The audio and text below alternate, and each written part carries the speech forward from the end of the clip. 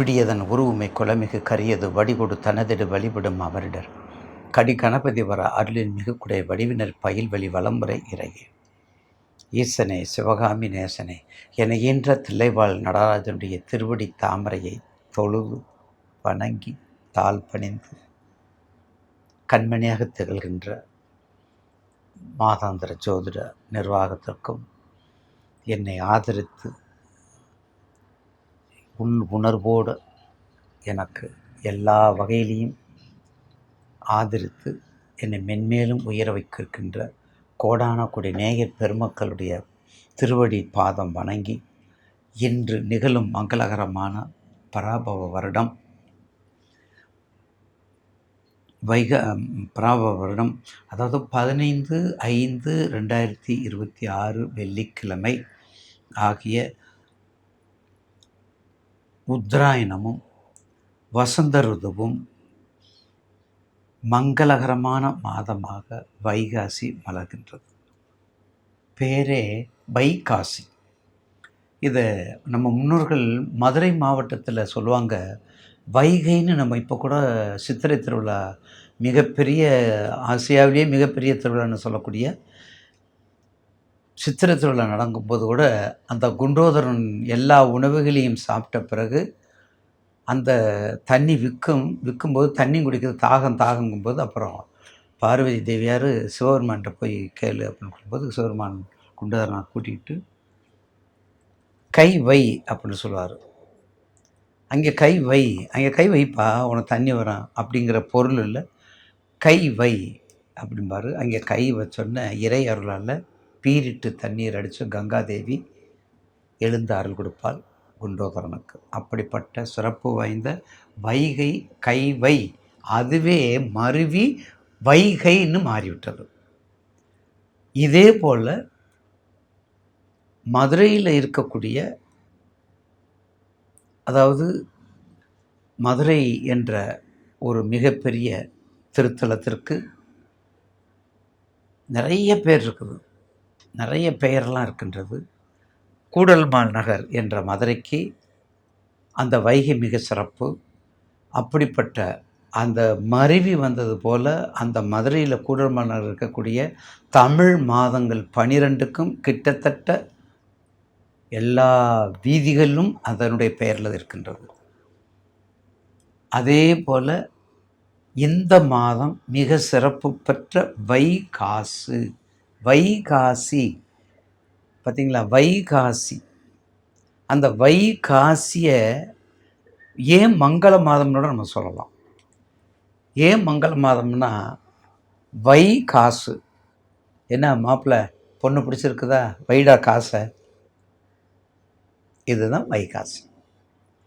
பாருங்கள், சித்திரையோட முகூர்த்தத்தை பாருங்கள். கிட்டத்தட்ட வைகாசியில் ஒரு 10 முகூர்த்தம் 8 முகூர்த்தம் இருக்கும். அப்போ 8 முகூர்த்தமும் அவங்களுக்கு சந்திராஷ்டம பிரகாரம் அது நடக்கும். அதனால தான் என் மாப்பிள்ளை நல்ல லக்கடா உனக்கு இந்த பொண்ணு கிடச்சிருக்கிறா, பார்த்துக்க, நல்ல ப்ராப்பர்ட்டியாக இருப்பேன் அப்படின்னு சொல்கிறதுக்காக தான் வைகாசு. அதாவது திருமணங்கள் அதிகமாக நடக்கக்கூடிய இடத்துல வைகாசு. இது ரொம்ப முக்கியமான ஒரு தகவல். அதற்கடுத்தது போல் வைகாசி மாதத்தில் வரக்கூடிய வைகாசி விசாகம் முருகப்பெருமானுடைய 12 விழிகளும் கண்டிப்பாக அவருடைய தமிழ் மாதங்கள் அவரும் அதுக்கு தொடர்புள்ளவர். அந்த வகையில் வைகாசி விசாகத்தை பற்றி பின்னாடி உங்களுக்கு பதிவு செய்கிறேன். இப்போது 12 ராசிக்குரிய இந்த மாதத்தில் 12 ராசிக்குரிய பலனை பற்றி உங்களுக்கு தொகுத்து வழங்க உள்ளேன். என்று சொல்வதை விட ஐப்பசி அந்த பசியாக இருக்கிறதுனால தான் அங்கே சூரியன் நீச்சமாகிறாரு. ஐப்பசி காலபுருஷனுக்கு 5க்குரிய சூரியன், காலபுருஷனுக்கு 5க்குரிய சூரியன் காலபுருஷனுக்கு 7ல் நீச்சமாகிறாரு. அப்போ காலபுருஷனுக்கு கடத்தரக்காரனாக வர்றாரு. காலபுருஷனுக்கு செவ்வாய்க்கு 7ஆம் இடம் சுக்கிரன்.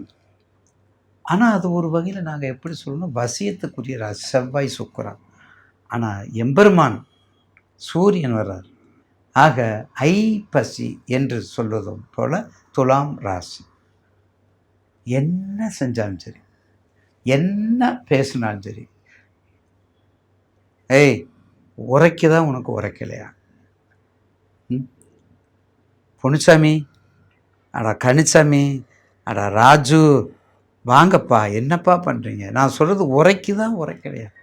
கேட்டுக்கிட்டே இருங்க, எல்லாத்தையும் பாருங்கள், எல்லா நண்பர்களையும் பாருங்கள். ஆனால் இவரை மட்டும் பாருங்கள், இந்த துலாம் ராசிக்கார் பாருங்கள், அவர் வேலையை மட்டும் அப்படியே அழகாக பார்ப்பார். நிமிர்ந்து பார்க்க மாட்டார், கொஞ்சம் தலை நிமிர்ந்து பார்க்க மாட்டார், சைட்லேயும் பார்க்க மாட்டார், அப்படியே போயிட்டுருப்பார். அப்போ என்ன அர்த்தம்? நீதிக்கு உரியவர், நேர்மைக்கு உரியவர், தர்மத்துக்கு உரியவர், பயத்துக்கு உரியவர், பகைக்கு உரியவர், எதுக்கும் அஞ்சக்கூடியவர், எதுக்கும் அஞ்சக்கூடியவர், கர்மமே கண்ணா இருக்கக்கூடியவர், என்ன சொன்னாலும் கேட்காதவர், நேர்மையில் சற்றும் குறையாதவர், வாக்கில் கொஞ்சம் குறையாதவர். இதுதான் துலாமுடைய விதி, துலாமுடைய விதி, துலாமுடைய ரகசியம். அங்கே காலபுருஷனுக்கு யார் இருக்கார் பாருங்க, சனீஸ்வரர் இருக்கார். எப்படி இருக்கார்? உச்சத்தில் இருக்கக்கூடிய வீடு. அப்போ கண்டிப்பாக இந்த துலாமுக்கு இப்போ இந்த துலாமுக்கு 5ஆம் பார்வை பார்க்குறாரு. குருவுக்கு 9 தான் இருந்தாலும் உங்கள் திசா புத்தியை பார்க்க. துலாம் லக்கணம், துலாம் ராசி, புதன் திசை, சனி புத்தி, அவரும் புலம்புறாரு. அப்போ சிம்ம லக்கணம், துலாம் ராசி, புதன் திசை சனி புத்தி, சனி திசை புதன் புத்தி, எப்படி புலம்பாமல் இருப்பார்? எப்படி புலம்பாமல் இருப்பார்?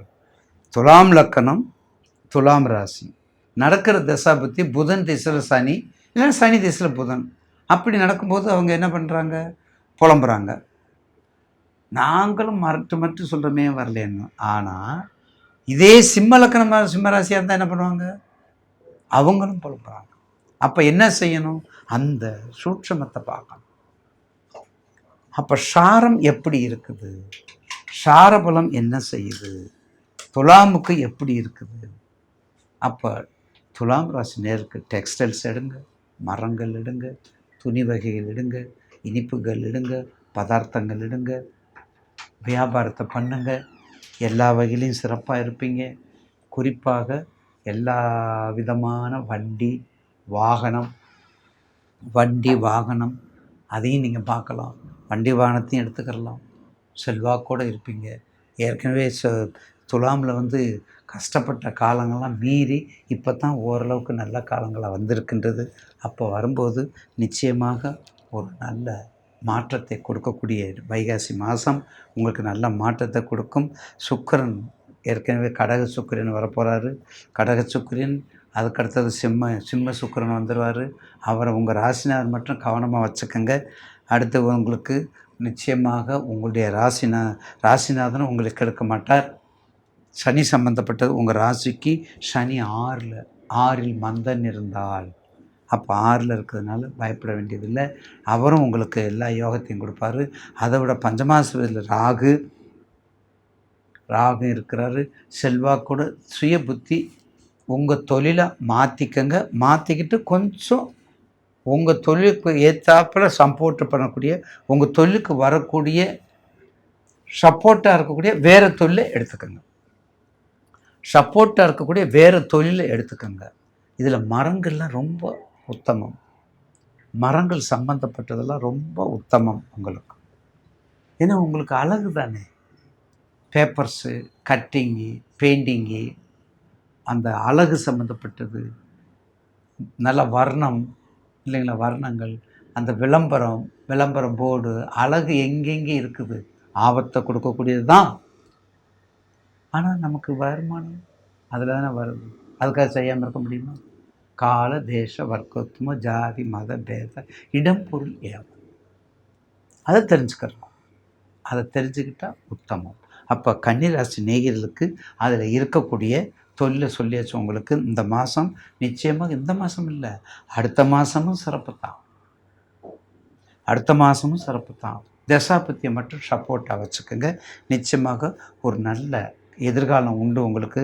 துலாம் ராசி வெளிநாட்டுக்கு ட்ரை பண்ணுங்கள். இப்போ வெளிநாட்டில் பிரச்சனைகள் வேறு அதிகமாக இருக்குதுன்னு சொல்கிறாங்க. பொதுவாக எல்லா இடத்துலையும் பிரச்சனை தான் இருக்குது. அதில் நீங்கள் ஒரு சீஃப் கெஸ்ட்டாக, ஒரு சீஃப் செக்ரட்டரியாக, ஒரு பெரிய அதிகாரியாக வெளிநாட்டுக்கு போங்க. ஏன்னா உங்களுக்கு காற்று ராசி, அதில் இருக்கக்கூடிய நட்சத்திரங்கள் சித்திரை, விசாகம், சுவாதி. சித்திரை, விசாகம், சுவாதி. சித்திரை முத்திரை பறிக்கக்கூடியது. முருகன் வழிபாடு நல்லா பண்ணுங்கள். சுவாதி சொல்லவே வேண்டாம். எம்பெருமான் சக்கரத்தாழ்வார் வழிபாடு, சக்கரத்தார் வழிபாடு நல்லா பண்ணுங்க. சுவாதி சக்கரத்தார் வழிபாடு பண்ணுங்க. சனீஸ்வரர் வழிபாடு பண்ணுங்க. அடுத்தது விசாகம், குருவை நல்ல நேசித்து குருவினுடைய பதிகத்தை படிங்க. கண்டிப்பாக உங்களுடைய சனி சம்பந்தப்பட்டதோ ராகு கேது சம்பந்தப்பட்டதுனால உங்களுக்கு எந்த தொந்தரவும் எந்த விதமான தீமையும் இல்லை என்பதை நேயர்களுக்கு சொல்லிக்கொண்டு, கண்டிப்பாக உங்கள் தசாபுத்தியை பார்த்துக்குங்க. கீழ்க்கண்ட நம்பருக்கு வாங்க, கண்டிப்பாக அதுக்கு விளக்கம் தருவேன். அச்சம் வேண்டாம். வாழ்த்துக்கள்.